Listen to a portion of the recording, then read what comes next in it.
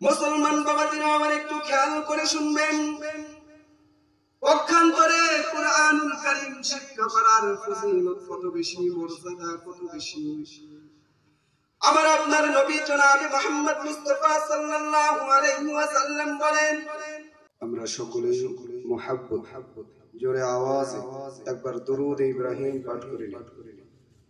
اللهم صل على محمد وعلى آل محمد كما صليت على إبراهيم وعلى آل إبراهيم إنك حميد مجيد. اللهم بارك على محمد وعلى آل محمد كما باركت على إبراهيم وعلى آل إبراهيم إنك حميد مجيد. الحمد لله. আল্লাহ পাক রব্বুল আলামিনের দরবারে অসংখ্য অগণিত শুকরিয়া যে আল্লাহ পাক রব্বুল আলামিন আমাকে আপনাকে মায়া করে, দয়া করে, মহব্বত করে, ভালোবেসে আজকের এই জান্নাতি আয়োজনে, জান্নাতি মজলিসে আসার তৌফিক দান করেছে।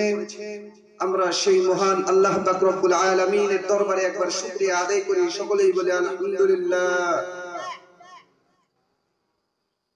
বিশ্ব নবী খাতামুল আম্বিয়া, আশরাফুল আম্বিয়া, সাইয়্যিদুল আম্বিয়া জনাবে মুহাম্মদ মুস্তাফা সাল্লাল্লাহু আলাইহি ওয়াসাল্লামের প্রতি একবার দরুদ পড়ি, সকলেই বলি সাল্লাল্লাহু আলাইহি ওয়াসাল্লাম। মুহতারাম হাজিরিন, ঐতিহ্যবাহী প্রতাপ খাতুলি হাফিজিয়া মাদ্রাসা ও ইতিমখানার উদ্যোগে আয়োজিত আজকের এই মাহফিলে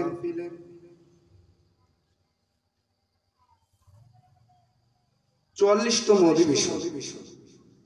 এই মাদ্রাসা এমন একটি মাদ্রাসা যেখান থেকে অসংখ্য অগণিত হাফেজ বের হয়েছে, যারা দেশের বিভিন্ন প্রান্তে, বিভিন্ন জায়গায় দ্বীনের কথাবার্তা বলে বেড়াচ্ছে।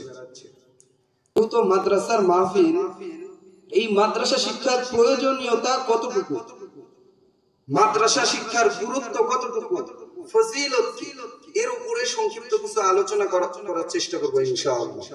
মুহতারাম হাজিরিন, রাসূল করিম সাল্লাল্লাহু আলাইহি ওয়াসাল্লাম হাদিস শরীফের মধ্যে বলেছেন, আদ-দুনিয়া খুলিকাত লাকুম ওয়া আনতুম খুলিকতুম লিল আখিরাহ। আদ-দুনিয়া খুলিকাত লাকুম, যে এই দুনিয়াকে সৃষ্টি করা হয়েছে তোমাদের জন্য,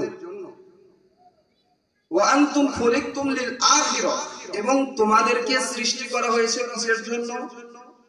আখিরাতের জন্য।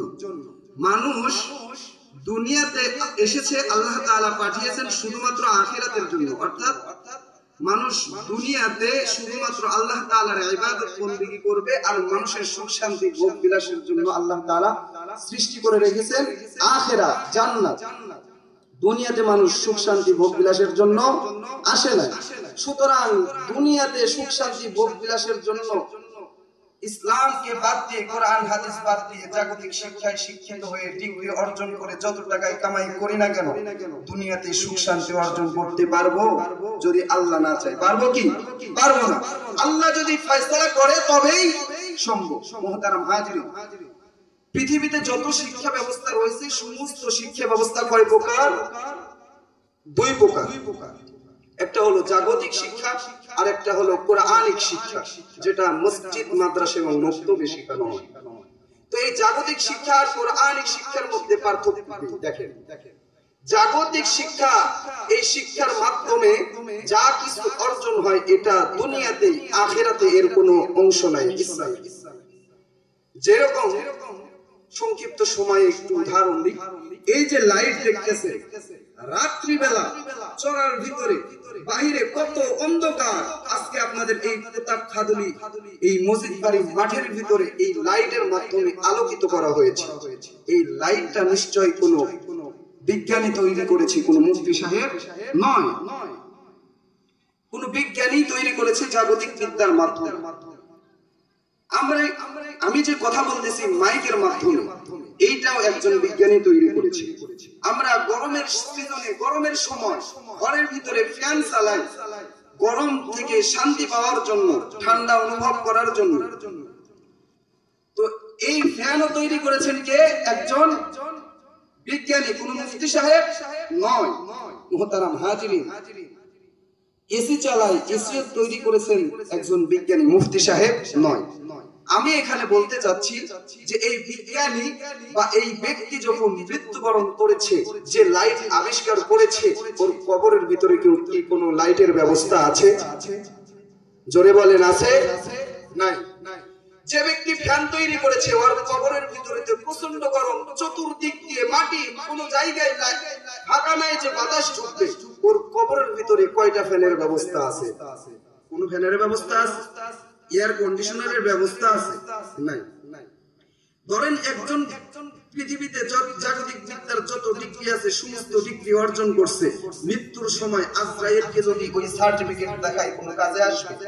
মুনকার নাকিরকে সমস্ত সার্টিফিকেট দেখালে কাজে আসবে? আসবে। সংক্ষিপ্ত সময়ে এই কথাই বলতে চাই, বোঝাতে চাই যে জাগতিক বিদ্যার যত ডিগ্রি আছে, যত আবিষ্কার আছে, যত উন্নতি আছে, সব কিছু এই দুনিয়ার জন্য, আখিরাতের জন্য নয়। আখিরাতে কোনোই ফায়দা দিবে না, হয়তো দুনিয়াতে সামথিং কিছু ফায়দা দিবে, আখিরাতে ফায়দা দিবে না। পক্ষান্তরে কোরআনের জ্ঞানটা কেমন, কোরআনের কথা কেমন, একটু ভালো করে শুনুন মুসলমান বাবাজিরা, আমার একটু খেয়াল করে শুনবেন। পক্ষান্তরে কোরআনুল কারীম শিক্ষা করার ফজিলত কত বেশি, মর্যাদা কত বেশি। আমার আপনার নবী জনাবে মুহাম্মদ মুস্তাফা সাল্লাল্লাহু আলাইহি ওয়াসাল্লাম বলেন,